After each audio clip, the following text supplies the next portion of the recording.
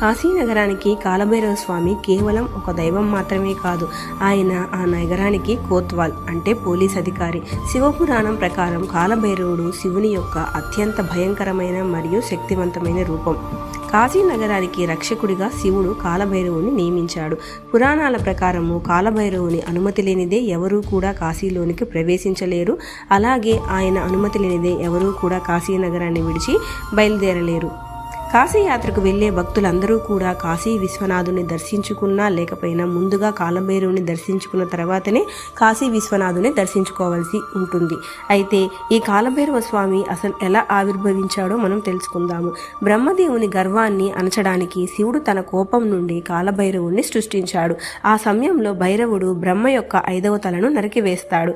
ఆ బ్రహ్మహత్యా పాతకం నుండి విముక్తి పొందడానికి భైరవుడు ఒక కపాలం పట్టుకుని లోకమంతా తిరుగుతూ చివరకు కాశీ చేరుకుంటాడు. అక్కడ గంగా నదిలో అడుగు పెట్టగానే ఆ పాపం అంతా కూడా తొలగిపోతుంది. అప్పటి నుంచి శివుడు ఆయనను కాశీలోనే ఉండి నగరాన్ని రక్షించు అని చెప్తాడు. ఇదండి కాశీలోని కాలభైరవ టెంపుల్ గురించి రహస్యం. అయితే మీకు కాశీ గురించి మరిన్ని విషయాలు తెలుసుకోవాలి అన్నా, లేదు కాశీకి వెళ్ళిన వాళ్ళు ఖచ్చితంగా చూడవలసిన టెంపుల్స్ గురించి తెలుసుకోవాలి అన్నా మన ఛానల్ని సబ్స్క్రైబ్ చేసుకోవాల్సి ఉంటుంది.